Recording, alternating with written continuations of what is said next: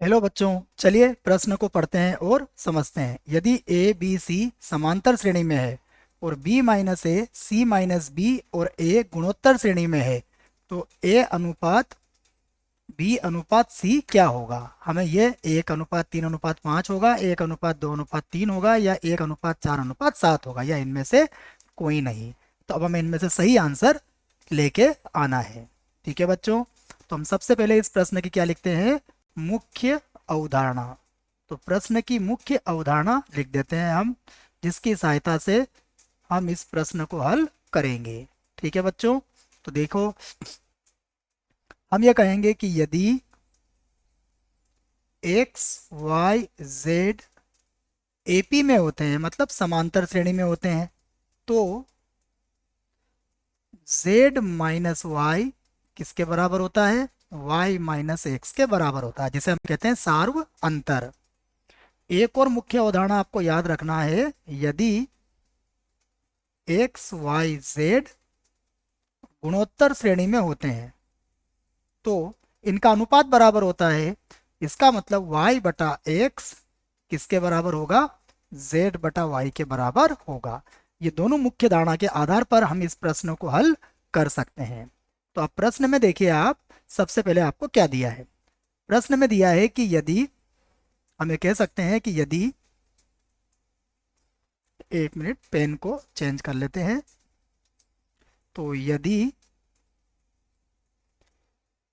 A B C क्या है, आपके समांतर श्रेणी में है, तो क्या होगा, तो b माइनस ए किसके बराबर होगा, c माइनस बी के बराबर होगा। ठीक है बच्चों, इसको हमने समीकरण 1 बना लिया।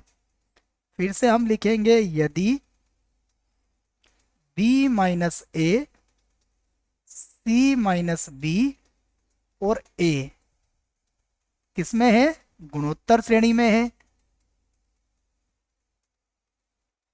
तो हम क्या कहेंगे, हमारी मुख्य अवधारणा से हम कहेंगे c माइनस बी बटा b माइनस ए, ये किसके बराबर होगा, a बटा c माइनस बी के बराबर होगा।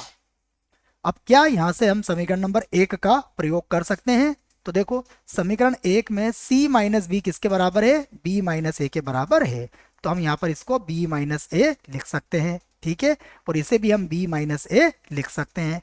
तो हम क्या करेंगे, c माइनस बी को सभी जगह b माइनस ए लिख लेंगे। तो ये लिखा मैंने, इसी को यहाँ से लिख लेते हैं, b माइनस ए बटे में आपका b माइनस ए, यहाँ भी हो जाएगा a बटा b माइनस ए। तो देखो b माइनस ए से b माइनस ए कट जाएगा आपका, तो a बराबर कितना आएगा आपका, b माइनस ए।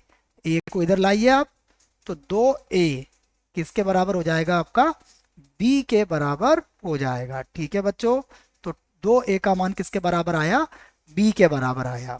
अब हम क्या करते हैं, समीकरण 1 को दोबारा लिखते हैं। तो फिर हम कहेंगे समीकरण 1 से, तो समीकरण 1 से देखो समीकरण 1 में क्या था, c माइनस बी किसके बराबर था, b माइनस ए के बराबर था।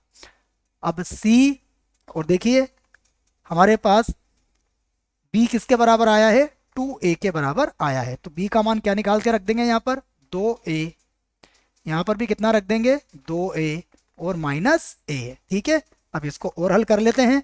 तो इसको हल करने पर देखिए c बराबर कितना मिल जाएगा, 2a को उधर लाए तो 4a में से 1 गया तो बचा 3a।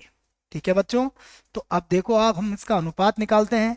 हमसे अनुपात पूछा गया है, a अनुपात b अनुपात c किसके बराबर होगा।